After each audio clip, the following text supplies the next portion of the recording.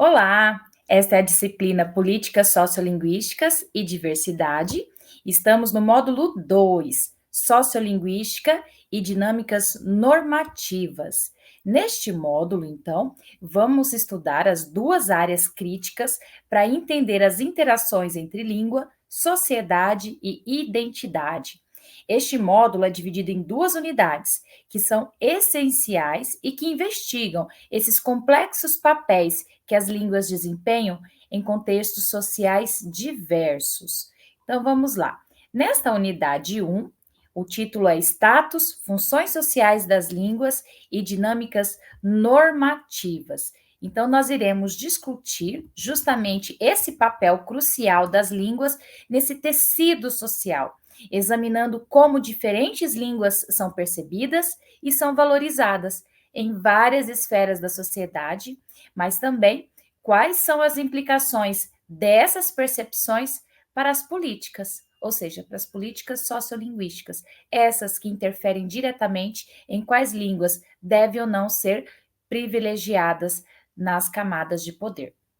Um foco particular será dado à noção de prestígio linguístico, não é? Então, muitas vezes associado a línguas oficiais ou dominantes, e como isso influencia a valorização de variantes linguísticas e também dos dialetos.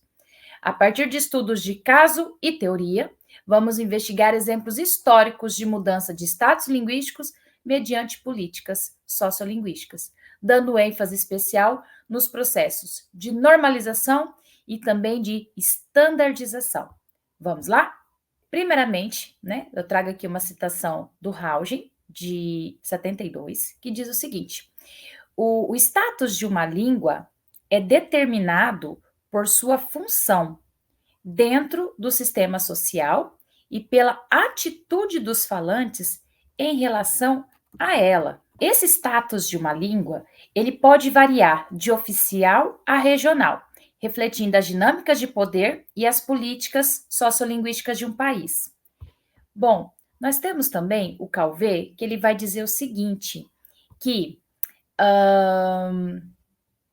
as políticas, elas desempenham papel na definição e na manutenção do status, né, das línguas dentro de uma nação. Desde as línguas globais até as línguas minoritárias em risco de extinção, cada uma, ou seja, cada língua, ela desempenha um papel único nas comunidades em que é falada. Isso é muito importante, porque nós vamos ver que existem dois tipos de status. Então, o status social das línguas do mundo varia amplamente, porque reflete justamente essas interações que são complexas e estão relacionadas com os fatores históricos, políticos, econômicos e culturais. E tudo isso vai moldar o uso e a percepção das línguas. Nós temos também que o status de uma língua pode ser influenciado por sua oficialidade, pelo seu prestígio, pela funcionalidade em diferentes contextos sociais, e a política linguística adotada pelos governos, como, por exemplo, no registro de oficialização, ou seja, quando a gente torna línguas oficiais e cooficiais, línguas de trabalho, línguas consideradas como veículo de comunicação, línguas de imigração, línguas regionais, línguas minoritárias, línguas de sinais e assim por diante. Então, desde as línguas globais até as línguas minoritárias e até aquelas que estão em perigo, né? Hoje temos utilizado o termo línguas da resistência ou línguas resistentes, em vez de usar o termo línguas em perigo de extinção. Porque quando falamos da extinção de uma língua, estamos falando da extinção de pessoas que falam esta língua. Então, muitas das vezes, essas pessoas, elas não estão extintas. Essas pessoas, elas perdem a sua identidade linguística, mas elas continuam fazendo parte daquela sociedade. Então, dizer que uma língua é extinta é o mesmo que dizer que aquele povo vai ser extinto. E isso não é verdade. O que acontece é uma extinção linguística. Então, o que temos reconhecido como um termo mais acolhedor para a situação que essas línguas estão é o termo resistência. Então, línguas em resistência, porque elas ainda existem, elas ainda persistem e elas são línguas resilientes, não é? São línguas de luta, são línguas de reconhecimento de identidade.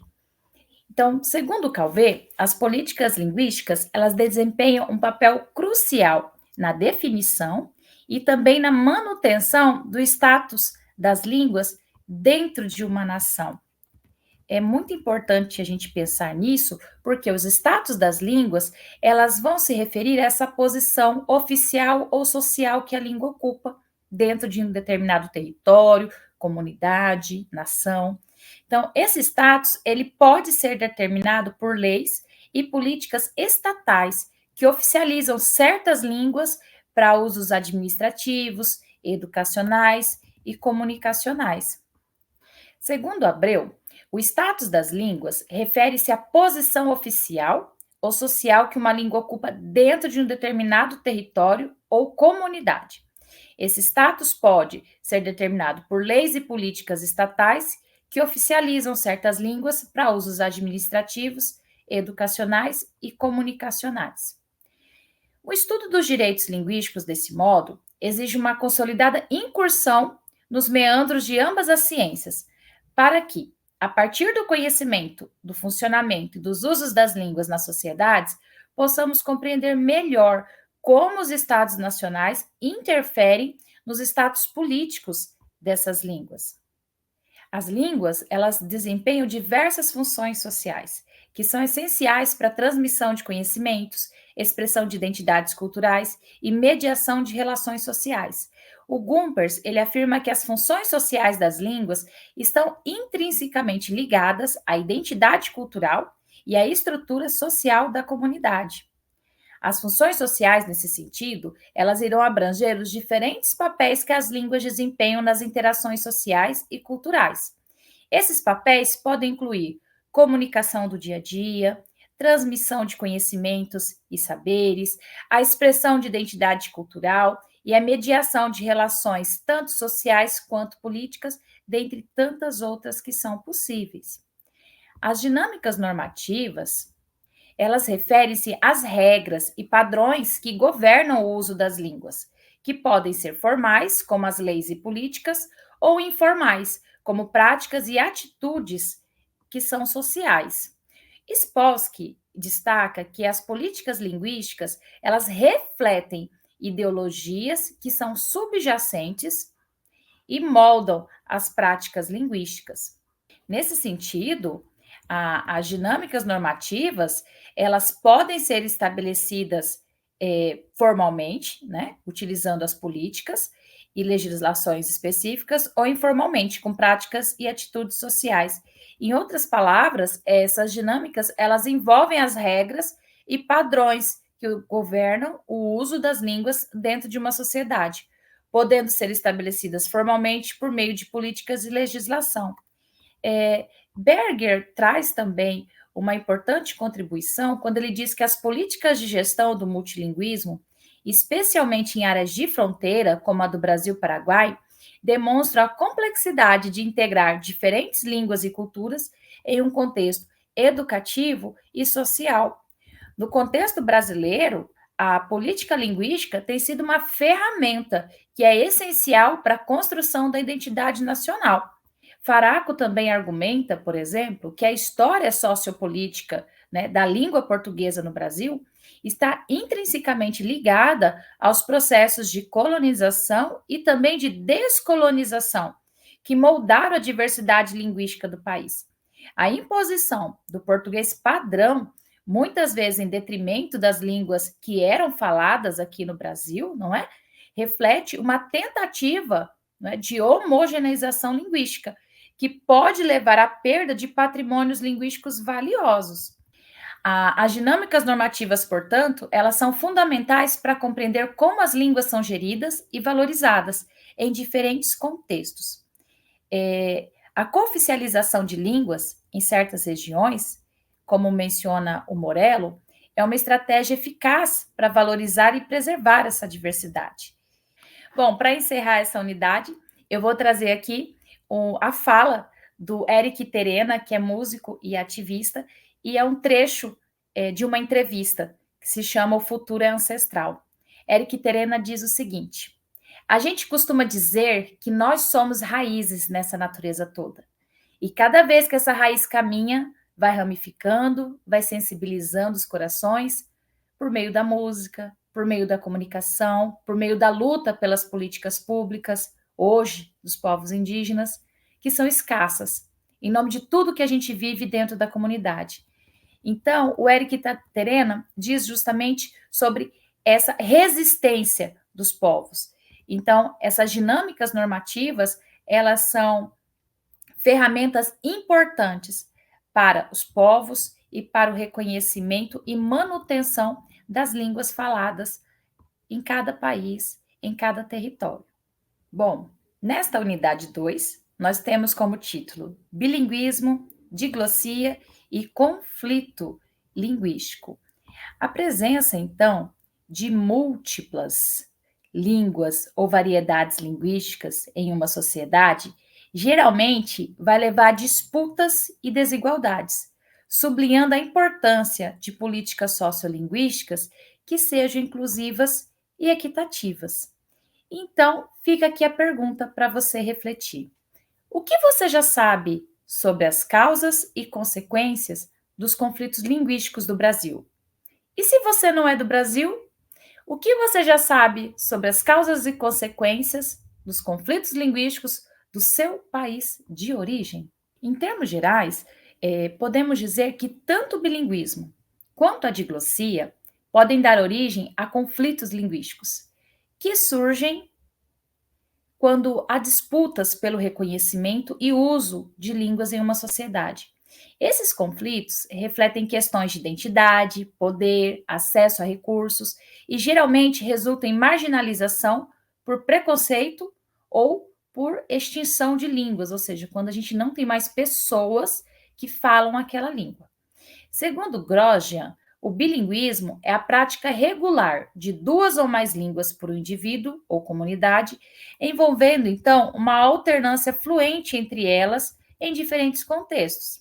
Essa alternância pode ocorrer em diferentes domínios da vida, como em casa, né, utilizando uma língua mais ligada ao contexto familiar, residencial, na escola, que é um contexto institucionalizado, ou no trabalho, ou em outros ambientes. Então, o bilinguismo, ele refere-se à capacidade de um indivíduo ou de uma comunidade de usar duas ou mais línguas de forma fluente. Esse fenômeno pode ocorrer de diferentes maneiras. E aí nós vamos ver quais são essas maneiras. Nós temos, então, o bilinguismo individual, que refere-se à capacidade que o indivíduo tem ao utilizar duas línguas de forma fluente, ou seja, essa habilidade de uma pessoa em diferentes contextos e situações, mantendo a fluência nas duas línguas. No Canadá, especialmente em Quebec, muitas pessoas são bilíngues em inglês e francês desde o início do século XX. A educação bilíngue é comum e promovida pelo governo canadense. O bilinguismo societal. Esse daqui é quando a gente tem coexistência de duas ou mais línguas em uma comunidade, em que essas línguas têm funções específicas e são reconhecidas socialmente. Então, o bilinguismo societal, ele ocorre quando uma comunidade vem desempenhando papéis distintos em diferentes contextos sociais. O multilinguismo, ele refere-se ao uso e à fluência em três ou mais línguas. É uma forma mais abrangente do bilinguismo e pode envolver tanto indivíduos quanto comunidades. O multilinguismo é essa capacidade de usar mais de duas línguas de forma competente, geralmente encontrado em contextos em que várias línguas coexistem. Um exemplo de multilinguismo ocorre na Suíça, que é um país que possui 4 línguas oficiais: o alemão, que é a língua mais falada no país, né? Depois o francês, depois o italiano e também nós temos o romanche, não é? Que é falado ali principalmente no Cantão de Grisões. Então, a diversidade linguística na Suíça, ela reflete essa composição multicultural e as políticas de respeito e promoção dessas diferentes línguas dentro do país. Então, a situação linguística da Suíça é um exemplo de diversidade bem administrada, onde 4 línguas oficiais coexistem e são promovidas por políticas públicas governamentais que têm sido eficazes. A Suíça é um dos poucos países no mundo onde a diversidade é não apenas reconhecida, mas também ela está integrada à estrutura social e política do país. Então, a política linguística da Suíça, ela tem sido fundamental para manter a harmonia entre as diferentes comunidades linguísticas, refletindo então um compromisso com a multiculturalidade e a inclusão no país. Bom, vamos falar um pouquinho de trilinguismo, né? Trilinguismo, especificamente, é o uso de 3 línguas de forma fluente. O trilinguismo é uma realidade em muitas comunidades ao redor do mundo, não é? Então, a Bélgica, por exemplo, possui 3 línguas oficiais. Então, ela tem o neerlandês, que é o holandês, né? Falado principalmente ali na região de Flandres, e tem o francês, que predomina ali na região da Valônia e em Bruxelas, e tem também o alemão, que é utilizado por uma pequena comunidade ali na região oriental do país. Então, a Bélgica é um país com uma rica diversidade linguística e cultural, refletida nas suas políticas de respeito e promoção das línguas. A coexistência de múltiplas línguas na Bélgica também pode ser considerado um exemplo de como as políticas sociolinguísticas inclusivas podem promover a harmonia social. As políticas belgas de promoção do bilinguismo são fundamentais para a coesão nacional. E, além disso, a Bélgica serve como modelo de como as políticas podem ser usadas para reforçar a identidade nacional, enquanto se respeita a diversidade interna do país. Segunda língua. Qualquer língua aprendida após a língua materna, né, que é frequentemente ou no contexto educacional ou por necessidade social, essa segunda língua ela é adquirida após a infância e frequentemente utilizadas em contextos específicos, como na educação, né, escolar ou no trabalho. Como exemplo, nós temos o Japão, que é um país que o inglês é amplamente ensinado como segunda língua. Isso acontece desde o pós-guerra, que é por necessidade social e educacional. Então, no Japão, o ensino de inglês, ele é oficialmente uma segunda língua naquele país. E aí nós podemos refletir um pouco sobre o nosso país. Como tem sido o ensino de segunda língua no Brasil? Como tem sido o ensino de segunda língua no seu país de origem? Continuando. Code switching. É a alternância entre duas ou mais línguas, ou variedades de uma língua na conversação.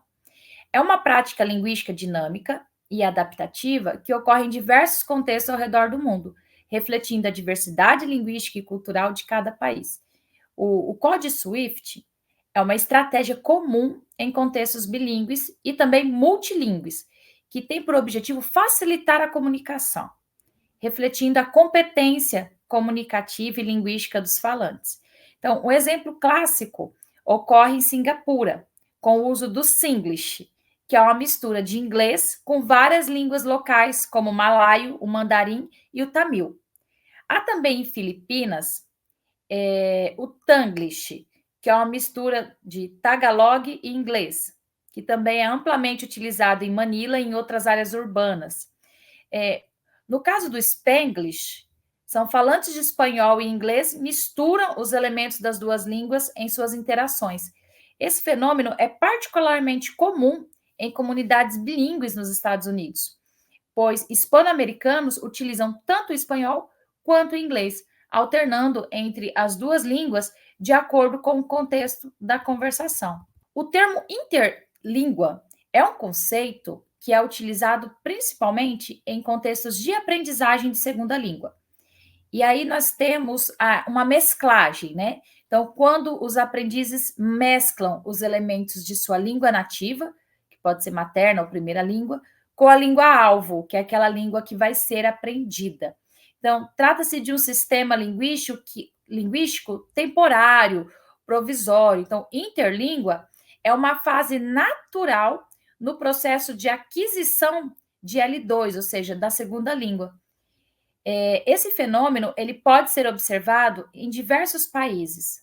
Nos Estados Unidos, por exemplo, muitos imigrantes que estão aprendendo inglês como segunda língua, eles criam uma interlíngua que mistura inglês com a sua língua originária. Falantes de espanhol podem usar estruturas gramaticais do espanhol, por exemplo, enquanto falam inglês também, resultando em algumas frases que, para o nativo, podem parecer estranhas, não é? Mas é porque está misturando. Linguagem de herança. É a língua falada por membros de uma comunidade que tem uma herança cultural ou étnica em comum, mas que pode não ser a língua dominante, não é? Então, é uma língua em que os falantes mantêm como parte de sua identidade cultural e é muitas vezes aprendida ali no ambiente familiar.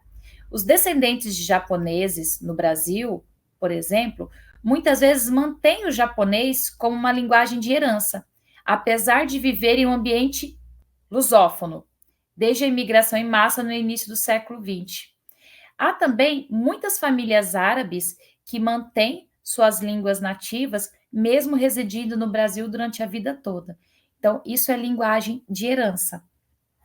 Translinguagem é a prática de alternar entre diferentes línguas ou variedades linguísticas de maneira fluida e dinâmica durante a comunicação, refletindo a competência linguística completa dos falantes bilíngues ou monolíngues. Ao contrário do Code Swifting, a translinguagem reflete a competência completa, ou seja, não tem mistura de línguas. Os imigrantes haitianos no Brasil frequentemente praticam a translinguagem, alternando entre o crioulo haitiano, o francês e o português, para poder se comunicar efetivamente nos diferentes contextos, desde que chegaram ao nosso país, aqui no Brasil, após o terremoto que ocorreu no ano de 2010. Segundo Ramel, o bilinguismo ele pode enriquecer a vida cultural e social, mas também pode ser uma fonte de conflito quando não é adequadamente gerido.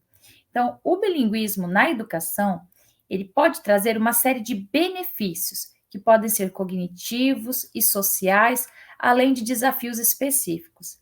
Os programas educacionais bilíngues, como os de imersão, em que as crianças aprendem conteúdos em duas línguas, têm mostrado resultados positivos em termos de proficiência linguística e desempenho acadêmico. Então, as crianças que participam de programas bilíngue, elas tendem a ter melhores habilidades, né? Tanto habilidades cognitivas quanto flexibilidade mental e também uma melhora na criatividade. No entanto, é importante que tais programas sejam bem estruturados e que os professores sejam devidamente capacitados para lidar, né, com as necessidades dos alunos bilíngues. Enquanto o bilinguismo ele envolve a fluência e o uso alternado, né, de duas ou mais línguas, a diglossia refere-se à coexistência de duas variedades de uma única língua, com usos sociais, né, especificamente definidos e separados.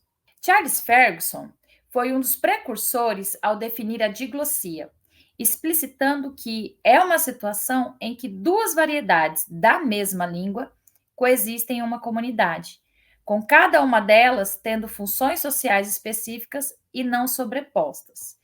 Ele introduz, né, os conceitos de variedade high e variedade low.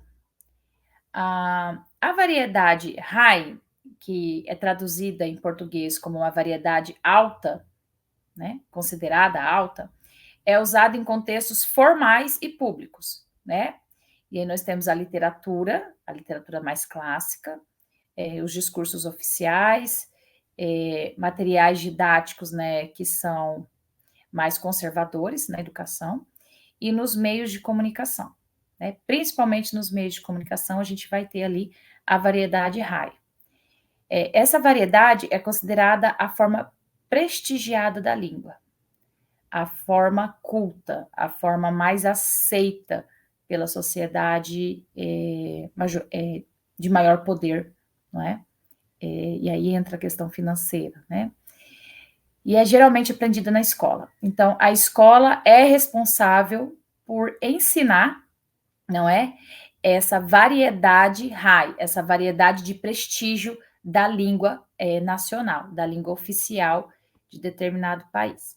A variedade low, que é traduzida em português como baixa, ou seja, variedade baixa, no sentido de variedade com menos prestígio, ou seja, uma variedade em que é usada em contextos informais e cotidianos, como conversas com familiares, amigos, ou em qualquer outro lugar, né, de modo casual. Então, essa variedade é adquirida naturalmente no ambiente familiar do lar e, apesar de ser amplamente utilizada, não possui o mesmo prestígio da variedade alta, porque a variedade alta ela precisa ser aprendida em uma instituição, ou seja, é uma variedade institucionalizada como a melhor, a mais aceita, é a forma que tem mais beleza e é a forma que é mais aceita nos documentos oficiais e também, né, na maioria dos concursos públicos,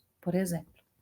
Então, nos países árabes, por exemplo, o árabe clássico ou árabe moderno padrão é a língua de prestígio, ou seja, a variedade alta usada em contextos formais como discursos oficiais, literatura, mídia e também ensinada nas escolas. Já os dialetos regionais são usados na conversação diária em todos os demais contextos, é a variedade baixa. Então, o árabe clássico é a variedade alta, enquanto os dialetos regionais são as variedades baixas. Na Suíça, o alemão padrão é reservado para contextos formais e escritos, principalmente em jornais e escolas, ou seja, uma variedade alta. Já o alemão suíço é a língua falada, né, em situações informais, ou seja, é a variedade baixa. O mandarim padrão, né, o mandarim de Pequim, ou também chamado de mandarim do norte, é a língua oficial ensinada nas escolas, ou seja, é a variedade alta. Os dialetos regionais do mandarim na China são considerados como variedades baixas, né, com diferenças bem significativas em termos de pronúncia, vocabulário, gramática, dependendo ali da região. Alguns dos principais dialetos regionais do mandarim incluem ali o Nordeste, Noroeste, Sudoeste e outras regiões. No Brasil, é visível a oposição entre português formal e o coloquial, né, ou o informal. Temos o português formal como variedade alta, né, tanto é que se fala em norma padrão culta, né, o português formal. É uma variedade considerada alta, é utilizado em contextos educacionais, oficiais e na mídia. E aí eu questiono se realmente todas as mídias estão fazendo isso, porque algumas mídias têm olhado de maneira um pouco mais acolhedora, né, as variedades informais. Enfim, no Brasil nós temos o português formal, que é a variedade alta, e as demais variantes, não é? Variedades do português, que é considerado baixa, que é esse português falado no dia a dia. Como o Calvé afirma, a diglossia, ela refere-se à coexistência de duas variedades de uma língua, em que uma é considerada de prestígio e a outra popular. Essa dinâmica pode levar a conflitos linguísticos, especialmente em contextos nos quais a variedade de prestígio ela é imposta como padrão. Então, esses conflitos linguísticos, eles podem surgir de várias formas, né? Nós temos aí a resistência à imposição da língua dominante e a luta pela preservação de línguas minoritárias e também minorizadas. Então, Maher discute como políticas de resistência têm sido empregadas por comunidades minoritárias no Brasil para preservar suas línguas, né? Diante da pressão de assimilação. As políticas inclusivas, elas podem promover a coexistência harmoniosa de múltiplas línguas, enquanto políticas que são excludentes podem levar à marginalização dessas línguas.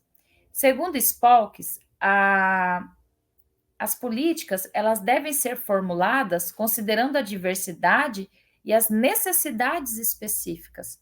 Bom, então, para concluir este módulo, nós podemos refletir, então, sobre essa importância das línguas como elementos fundamentais para a construção das identidades. Né? Você percebeu como as discussões nas duas unidades evidenciam que as políticas sociolinguísticas e as dinâmicas desempenham papéis cruciais para a valorização das línguas. E essas práticas elas vão influenciar diretamente nas relações de poder dentro das sociedades. Então, certamente, não é? A aplicação prática dos conhecimentos aqui deste módulo pode começar com pequenos passos que fazem uma grande diferença. Então, pense você em como você pode influenciar positivamente a percepção das línguas minoritárias e das variedades consideradas baixas aí na sua comunidade, né? Talvez promovendo eventos culturais que celebrem a diversidade linguística local, ou apoiando, então, iniciativas de ensino bilíngue e multilíngue nas escolas. Outra abordagem também é sensibilizar aqueles ao seu redor sobre a importância de valorizar todas as línguas, porque todas elas são produtos, né? São ferramentas importantes para que a gente possa expressar o que sentimos. Então, seja por intermédio de conversas informais, palestras ou mesmo utilizando as redes sociais, compartilhe informações e histórias que destacam a riqueza da diversidade. Você pode, por exemplo, criar conteúdos educativos que mostrem como as diferentes línguas contribuem e constroem, né, a identidade cultural de um povo. Considere, então, se envolver em projetos de pesquisa ou voluntariado que visem tanto a promoção e preservação quanto a revitalização de línguas que são consideradas ameaçadas. Existem várias organizações e grupos que trabalham para manter vivas as línguas que são consideradas resistentes. Então, participar desses esforços não só amplia, né, os seus horizontes, mas também contribui para um objetivo maior de preservação cultural. Então, por fim, é essencial apoiar as políticas públicas que promovem a inclusão e a equidade linguística. A participação ativa em debates e fóruns sobre políticas linguísticas pode influenciar decisões governamentais e ajudar a criar um ambiente mais favorável à diversidade, mais harmonioso. Então, você pode escrever cartas aos representantes políticos, participar de petições ou mesmo integrar comitês que trabalhem nesta causa. Ao aplicarmos esses conhecimentos de forma prática, estamos não apenas preservando a riqueza linguística do nosso mundo, mas também construindo sociedades mais inclusivas e equitativas para as gerações futuras. Que a gente compreenda que toda língua tem o seu devido valor e merece o seu devido respeito. Eu agradeço pela sua atenção, muito obrigada, e encerramos por aqui. Aqui estão as referências e o licenciamento. Obrigada.